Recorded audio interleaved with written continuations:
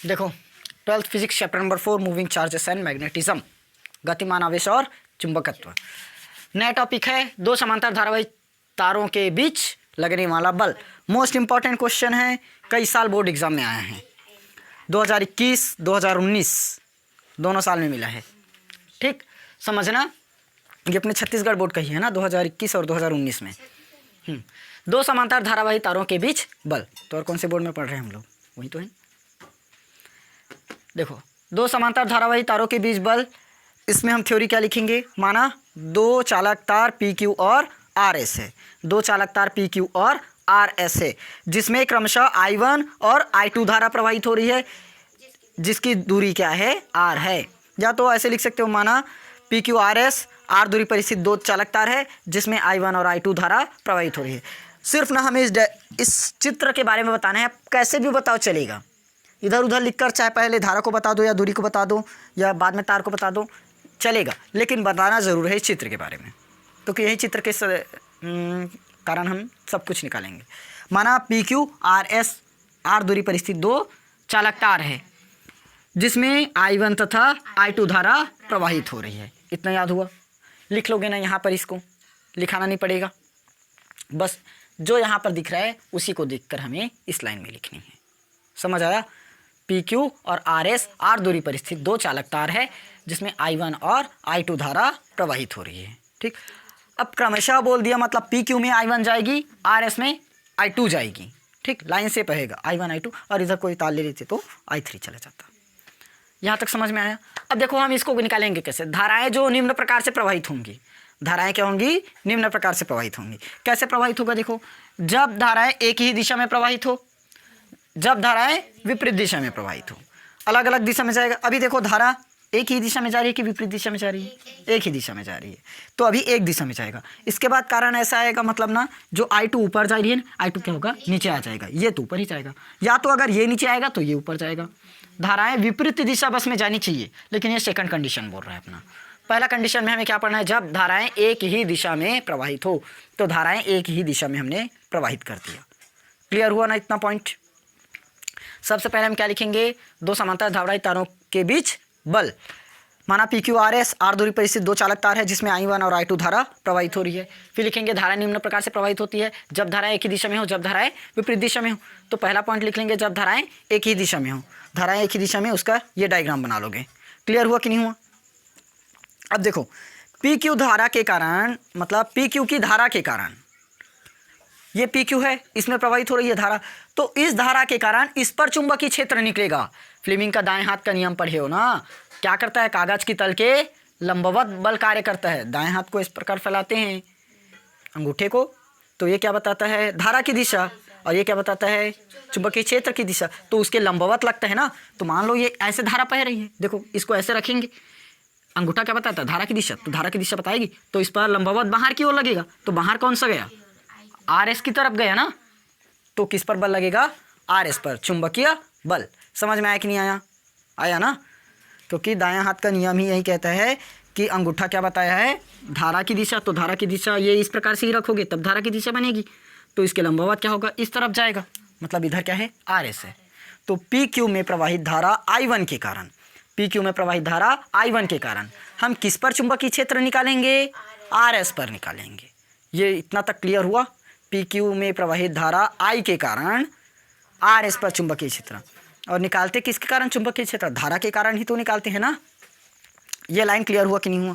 P Q में प्रवाहित धारा के कारण आर एस के किसी बिंदु पर चुंबकीय क्षेत्र निकाल लोगे। चलो निकालें। चुंबकीय क्षेत्र को हम किससे दर्शाएंगे, बी से। अब पहले के लिए निकाल रहे हैं इसलिए क्या ले लेंगे, B1, क्योंकि अभी विपरीत दिशा में पढ़ेंगे ना, और यहाँ पर इसके आर एस के लिए बिंदु B1 हुआ, पी क्यू के लिए क्या हो जाएगा, B2 हो जाएगा। ठीक, B1 बराबर, हम लोग चालक तार में पढ़े हैं चुंबकीय क्षेत्र क्या होता है, mu naught divided by 4 pi 2I upon R। ये व्यंजक हमने निकाला है, हम याद है इसको 2 से काट दिए थे, तो mu naught into I divided by 2 pi R बन गया था, याद आया? तो ये निकला, हमने सिर्फ 4 पाई कर दिया और इधर 2 कर दिया। अब ध्यान देना, यहाँ पर दूरी हमारी चेंज होगी क्या, नहीं होगी, क्योंकि दूरी तो आर ही मानकर चले हैं, वो चेंज नहीं होगी। लेकिन धारा चेंज होगी कि नहीं होगी? होगी, क्योंकि इसमें हम लोग किसके कारण से निकाल रहे हैं, लिखना भूल गया, पी क्यू के कारण, पी क्यू के धारा I1 के कारण चुंबकीय क्षेत्र कहाँ पर निकलेगा? I2 RS के यहाँ लिखोगे ना उस लाइन को, जब धारा एक ही दिशा में हो ना तो यहाँ लिखोगे, ठीक। पी क्यू की धारा I1 के कारण, पी क्यू की धारा I1 के कारण RS के किसी बिंदु पर क्या निकालना है अपने को? चुंबकीय क्षेत्र। ये समझ में आया कि नहीं आया? कहाँ लिखोगे? ये वाला लाइन का है ना, इसलिए वहीं लिखोगे। एक मिनट ना, चलो हम लोग कहाँ पर पहुँचे थे? ये पी क्यू धारा के कारण, पी क्यू की धारा I1 के कारण RS के किसी बिंदु पर चुंबकीय क्षेत्र, उसको यहाँ पर लिख लेना, ठीक। अब चुंबकीय क्षेत्र निकाल रहे, पहले के कारण निकाल रहे, इसलिए क्या हो गया? B1 हो गया, μ0/4π 2I/r। तो किसके कारण से निकाल रहे हैं हम लोग? पी क्यू की धारा के कारण, पी क्यू की धारा के कारण। पी क्यू में कौन सा धारा बह रही है बताओ? I1। तो यहाँ क्या हो जाएगा? I1। ये समझ में आया कि नहीं आया? ये वाला लाइन आया ना? ठीक, क्लियर है। अब यदि हम यहाँ से कुछ काटाफिटी कर दें तो कट जाएगा क्या? B1 ये हो गया μ0 में कट जाएगा ना, तो μ0/2π। यहाँ क्या बचेगा? I1 पूरे के बट्टे में R। ऐसे इंटू मत करो, फिजिक्स में अलग ही लगता है इंटू करना। हो गया ना? इसको इक्वेशन नंबर फर्स्ट नाम करके दे दो। यहाँ तक हुआ? अब याद करो फ्लेमिंग का दाएं हाथ का नियम। फ्लेमिंग का दाएं हाथ का नियम क्या कहता है? यदि चुंबकीय क्षेत्र, अंगूठा क्या बताता है? धारा की दिशा। तो उस पर लगने वाला चुंबकीय बल किस तरफ होगा? हथेली के लंबवत नीचे की ओर। अरे इधर आया ना, तो इसको नीचे ही तो बोलोगे, तो हथेली के लंबवत क्या होगा? नीचे की ओर जाएगा। तो देखो दाएं हाथ के नियम के अनुसार इस तरह से लगा रहे हैं, तो इसके लंबवत जाएगा नीचे की ओर, लंबवत जाएगा नीचे की ओर। किस तरफ गया? इधर ही तो जाएगा ना, कागज़ के तल के लंबवत। या फिर ये बल ऐसे लगा रहे हो, ये वाला, तो ये अभी इसमें है ना, कागज़ में बनाए हैं, तो एक अंदर की तरफ बनेगा, बाहर में बनेगा, तो ये बाहर वाला है, तो इस पर बल लग रहा है ना। किस पर किस पर धारा प्रवाहित हो रही है? पी क्यू पर, और RS इसके नीचे में है। तो इस तरह से जब बल लगाओगे, ये कहाँ जाएगा? नीचे की ओर जाएगा, और नीचे में क्या है? RS है, क्योंकि धारा ये क्या बताता है? अंगूठा धारा की दिशा, और जो ये लगेगा बल वो चुंबकीय क्षेत्र की दिशा। और ये बल क्या कर रहा है? चुंबकीय क्षेत्र की दिशा कहाँ लगेगा बता रहा है? लंबवत नीचे की ओर, मतलब नीचे की ओर क्या है? RS। तो इसमें प्रवाहित धारा होगी, मतलब लंबवत नीचे की ओर लगेगी। क्लियर हुआ? तो यहाँ क्या लिखोगे? फ्लेमिंग के दाएं हाथ के नियम नंबर, कौन सा नियम था? दूसरा। नियम दूसरा में पढ़े हो, भूल गए इतना जल्दी नियम, कल ही पढ़ा कर हुआ हूँ। नियम 2 के अनुसार क्या होगा? नियम 2 के अनुसार बताओ। चुंबकीय क्षेत्र की दिशा B1, यानी कि B1 चुंबकीय क्षेत्र की दिशा, चुंबकीय क्षेत्र की दिशा किस तरफ लगेगी? हाँ, हथेली के लंबवत, हथेली के लंबवत कहाँ लगेगी? नीचे की ओर लगेगी, नीचे की ओर लगेगी। अब नीचे की ओर लग रही है, तो हमें निकालना किस पर पड़ेगा? RS पर, क्योंकि RS तो नीचे में है। तो RS के प्रति एकांक लंबाई में क्या निकालना है? चुंबकीय क्षेत्र। या फिर प्रति लंबाई में, प्रति लंबाई बोल दिया मतलब हर एक लंबाई में निकालना है, एक एक लंबाई में। समझ आया ना? प्रति एकांक मतलब हर एक में आता है।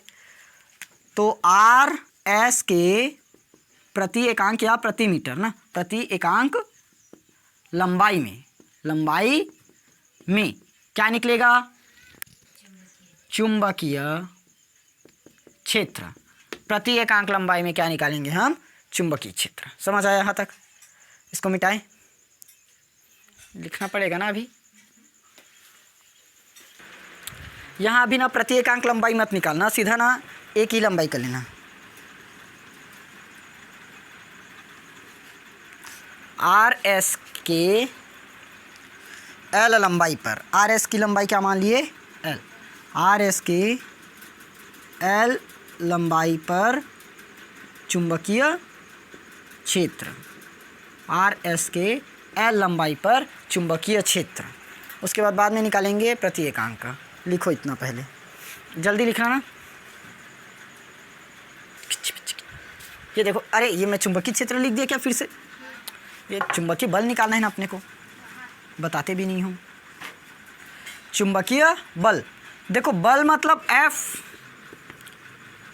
हम लोगों ने पढ़ा है, क्या पढ़ा? I B L sine theta, I into B L इंसू साइन थीटा, निकाले हैं कहीं ना कहीं। यस, तो देखो धारा कौन सी प्रवाहित? I1 प्रवाहित, I1 धारा प्रवाहित हो रही थी ना। I1 क्यों आएगा? बताओ जल्दी। गलत। आर एस के किसी लंबाई पर चुंबकीय बल निकाल रहे हैं। किस पर निकाल रहे हैं? आर एस पर चुंबकीय बल लगा रहे हैं। तो आर एस पर चुंबकीय बल, इस पर धारा कौन सी प्रवाहित हो रही है? आई एस पर, I2। तो यहाँ क्या होगा? I2 होगा।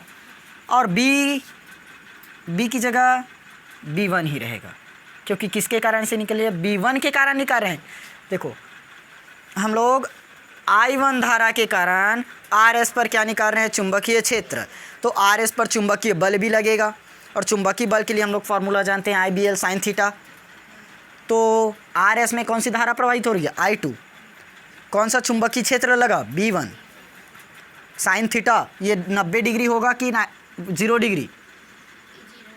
वाह, 0 डिग्री, 90 डिग्री, 90 डिग्री। साइन 90 का मान हम लोग जानते हैं। अब इधर मैं पूरा मिटा देता हूँ ना।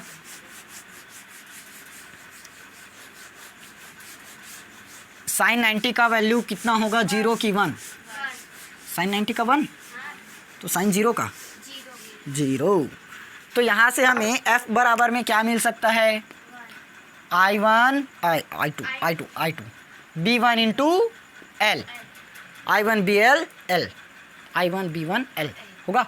F बराबर, हम लोग B1 का तो मान पता है, B1 का मान जानते हैं, μ0 डिवाइडेड बाय 2 पाई इंटू में I1 divided by R, bracket में L। इतना निकल गया। अगर मैं इसको पूरा अंदर में गुणा कर दूं तो F बराबर I1 ऐसे करो ना, μ0 divided by 2 pi I1 into I2 पूरे के डिवाइड में R इंटू में L आ जाएगा। अब आर एस के एल लंबाई पर निकाल रहे हैं चुंबकीय क्षेत्र। आर एस के एल लंबाई पर, मतलब एल मीटर की लंबाई पर ना, मीटर मान लो, एल मीटर की लंबाई पर। अब यदि प्रति एकांक बोल दिया तब आर एस के एक भाग प्रति एकांक मीटर लंबाई पर, एकांक मीटर लंबाई पर क्या निकालना है? मिटाओ इसको।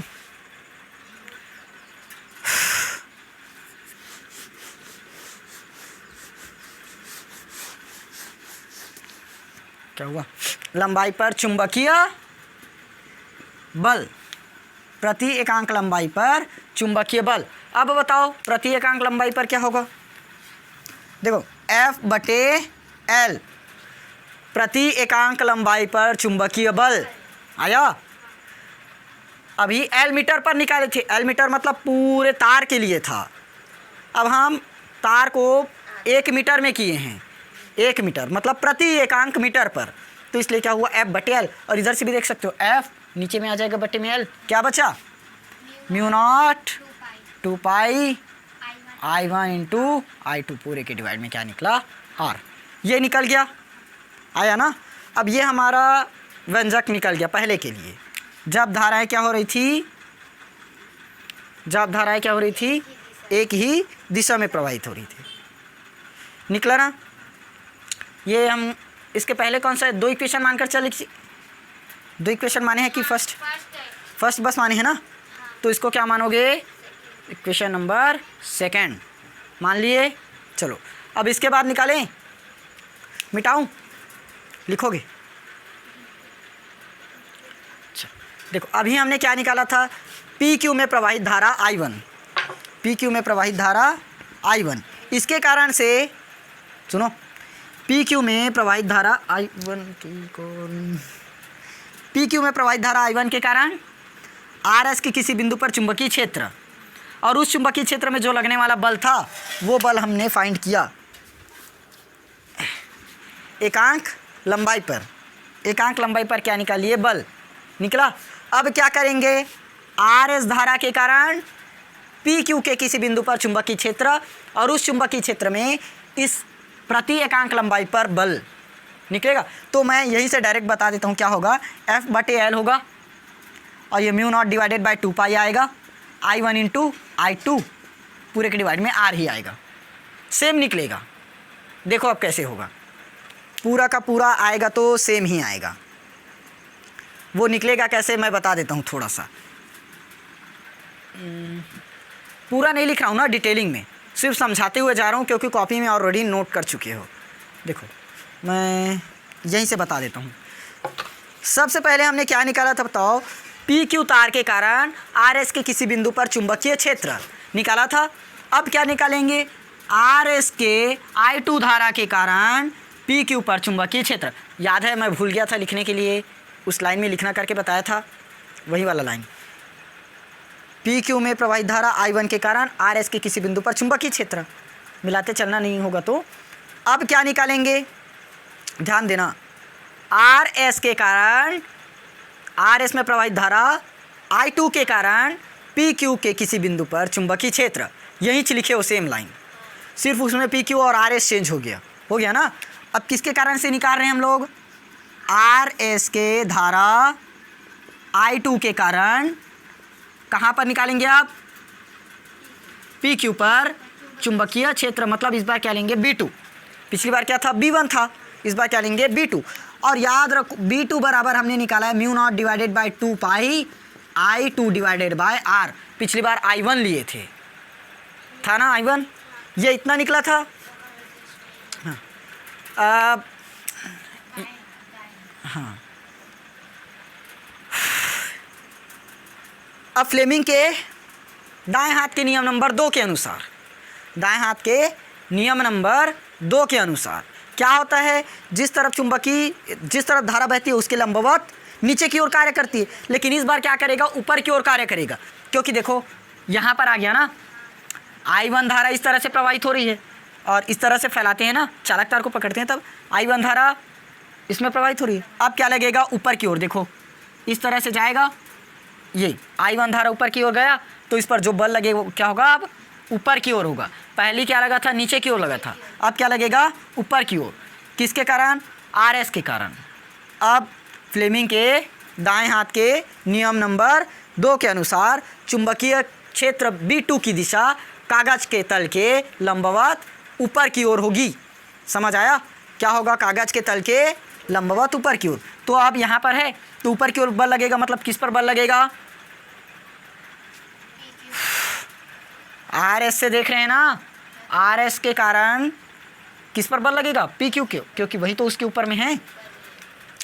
तो अब पूरा नहीं लिख रहा हूँ, डायरेक्ट निकाल देता हूँ। F बराबर निकाले थे I/B/L साइन 90 डिग्री कर रहा हूँ इसको सीधा, इतना किए थे ना, यही वाला लाइन अभी मिटा कर हुआ हूँ। I की जगह आप क्या मानोगे, देखो पिछली बार हमने क्या माना था, I2 माना था, क्योंकि RS पर निकला था, अब किस पर निकल रहा है, PQ पर निकल रहा है। तो अब क्या हो जाएगा, ये वाला I1, चुंबकीय क्षेत्र कौन सा होगा, B2 होगा, क्योंकि अब B2 के लिए निकाल रहे हैं, B2, L का तो लंबाई चेंज नहीं होगा, साइन 90 डिग्री। तो F बराबर फाइनली क्या मिला, I1/B2L, I1/B2L आया, सेम मिला। देखो ये वाला लाइन, ये समीकरण और ये समीकरण मिलाकर देखो सेम ही आया है ना। अब देखना यहाँ से क्या होगा, पूरा तिगड़मबाजी यहीं से चालू।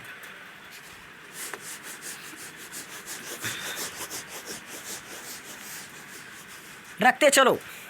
एफ का मान एफ, I1 का I1, B2 का मान हमने ये निकाला, ये निकाले थे B1 का मान। अब सेम B2 का मान वही निकला है, देख लो क्या था, mu naught divided by 2 pi I2 divided by R, अंदर में गुणा कर और इनटू में क्या बचा L। देखो सेम आया कि नहीं आया। अगर मैं इसको गुणा कर दूं F बराबर I1 mu naught divided by 2 pi I1 into I2 पूरे के डिवाइड में R इंटू में L। ये दोनों लाइन अब सेम है कि नहीं है ना। अब हम क्या करेंगे, RS के प्रति एकांक लंबाई में चुंबकीय क्षेत्र निकाले थे, अब किस पर निकालेंगे, PQ पर।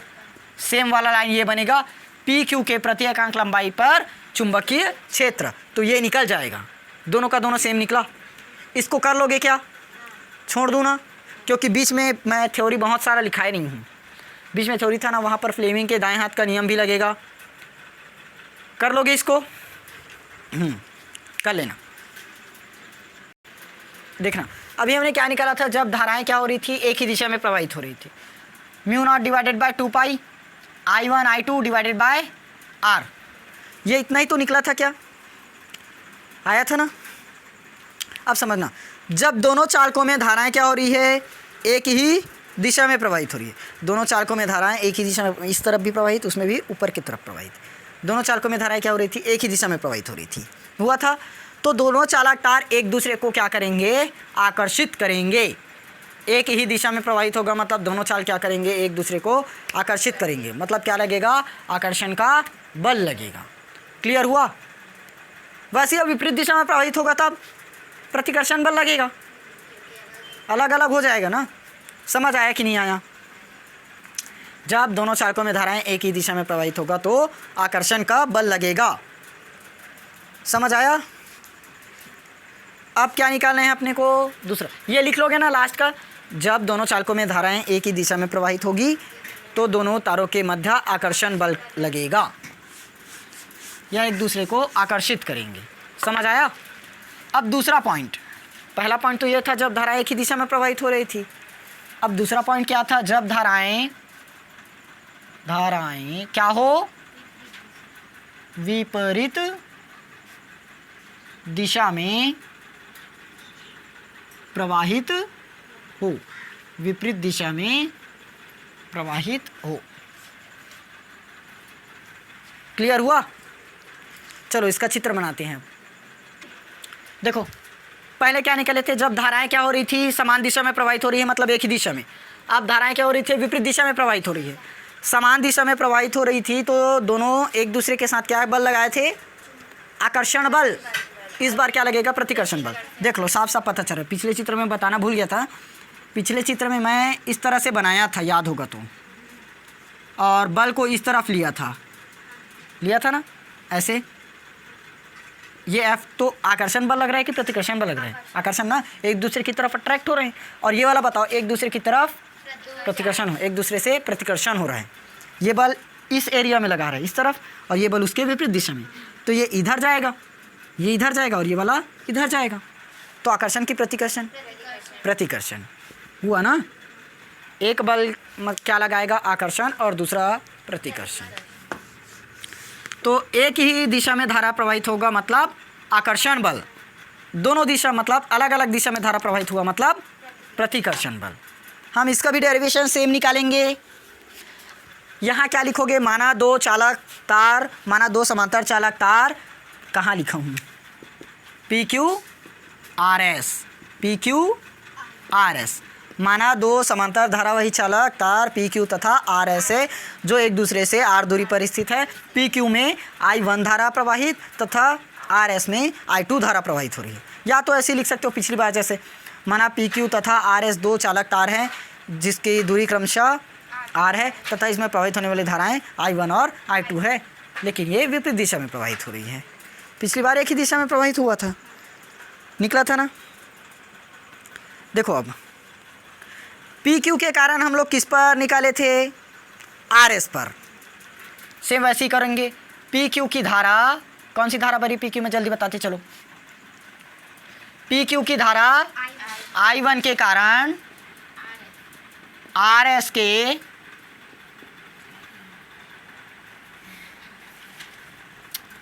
अरे पिछला बार का डेरिवेशन देकर ही बता दो ना। आर एस पर चुंबकीय क्षेत्र, मैंने डायरेक्ट B1 क्षेत्र लिख दिया ना। B1 मतलब आखिर चुंबकीय क्षेत्र बोल सकते हो, तो पूरा लिखने से अच्छा मैं डायरेक्ट एक ही लिख दिया। PQ की धारा I1 के कारण RS के किसी बिंदु पर चुंबकीय क्षेत्र, तो क्या होगा B1 बराबर, फार्मूला में पढ़ा दिया हूँ, इस बार भी बता दिया। B1 बराबर μ0/2 पाई I1 डिवाइडेड बाय R। ये निकाले थे कि नहीं निकाले थे? निकाले थे ना। अब यहीं से लागू होगा ये हमारा तो फिलहाल इक्वेशन फर्स्ट, फ्लेमिंग के दाएं हाथ के नियम के अनुसार, फ्लेमिंग के दाएं हाथ के नियम के अनुसार यदि चालक तार में धारा ये बह रही है तो इसके लंबवत कहाँ लगेगी? पहले में बल ऊपर की ओर कि नीचे की ओर? नीचे की ओर। इसमें बल क्या होगा? नीचे की ओर लगेगी। हाँ तो कर लिया था, यस। बल तो नीचे ही लगेगा ना, या बल बदल जाएगा? बल क्या होगा? नीचे की ओर ही लगेगा। फ्लेमिंग के दाएं हाथ के नियम नंबर 2 के अनुसार चुंबकीय क्षेत्र B1 की दिशा कागज के तल के लंबवत कहाँ होगी? नीचे की ओर होगी। वो लाइन लिख लोगे ना, दोबारा नहीं लिखा रहा हूँ, सिर्फ इतना लिख देता हूँ। बल की दिशा क्या होगी? लंबवत कहाँ होगी? नीचे, नीचे की ओर होगी। लिख लोगे। किसकी दिशा होगी? बल की। बल की B1।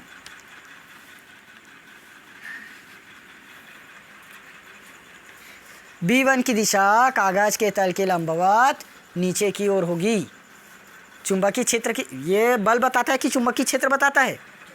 चुंबकीय क्षेत्र। तो चुंबकीय क्षेत्र क्या होगी? PQ के लंबवत नीचे की ओर होगी।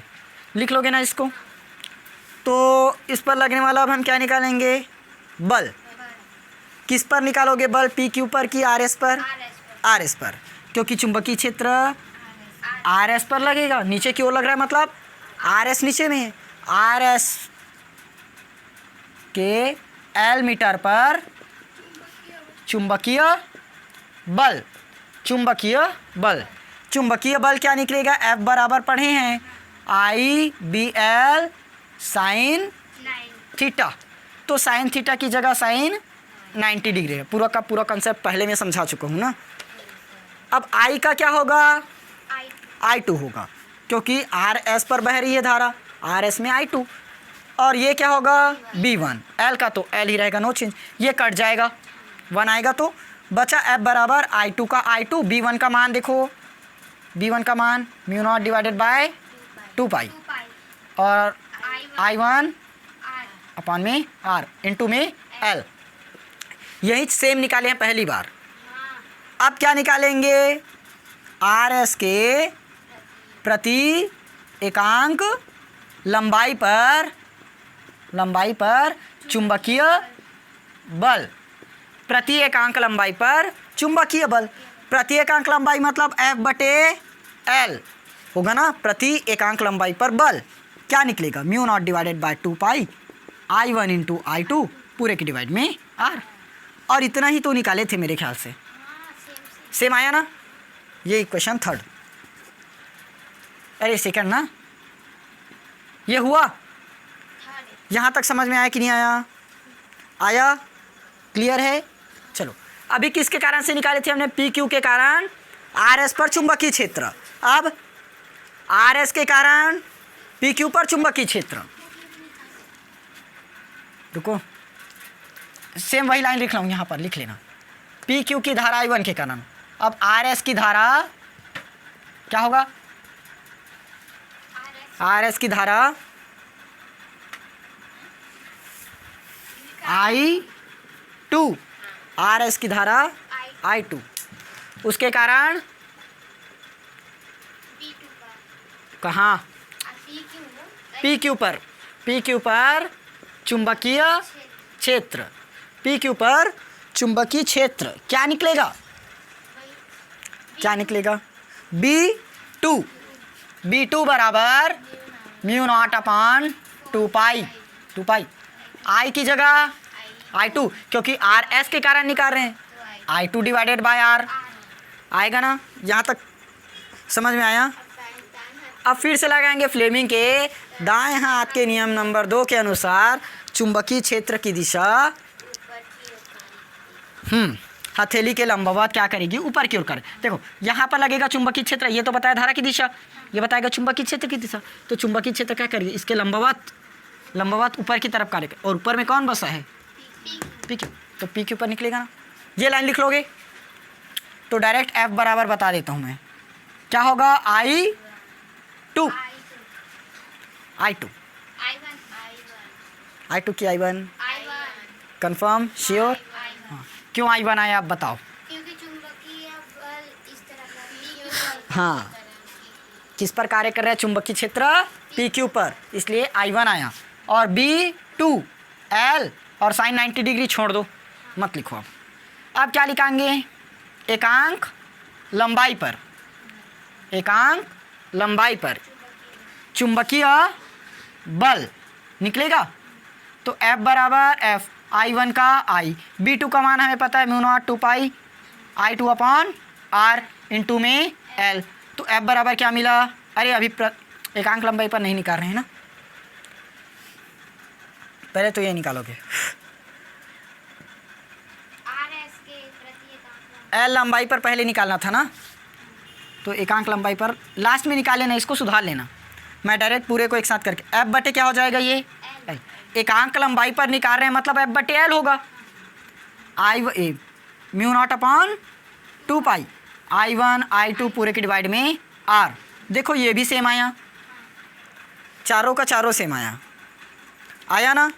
फ़र्क सिर्फ इतना बनेगा कि इसमें धाराएं क्या हो रही थी, आकर्षण बल लगे था। किस पर आकर्षण बल लगे था, हाँ, और इस पर क्या लगेगा, प्रतिकर्षण बल लगे। जब धाराएं एक ही दिशा में प्रवाहित होगी तब आकर्षण बल, जब धाराएं विपरीत दिशा में प्रवाहित होंगी तब प्रतिकर्षण बल। लास्ट वाला अच्छे से समझ में नहीं आया होगा क्योंकि लास्ट वाला ढंग से समझाया नहीं हूँ, ऐसे ही बता दिया सरसरे तौर पर। क्योंकि अगर अभी भी समझ में नहीं आएगा, वीडियो थोड़ा सा रिवाइंड कर लेना, उसके बाद देख लेना, ठीक। समझ आया कि नहीं आया ना, पूरा लिख लेना। अब क्लियर हुआ। और एकदम मोस्ट इम्पॉर्टेंट क्वेश्चन है, कई बार आया हुआ है बोर्ड एग्जाम में, वो भी 5 नंबर वाला, चेक कर लेना प्रीवियस ईयर।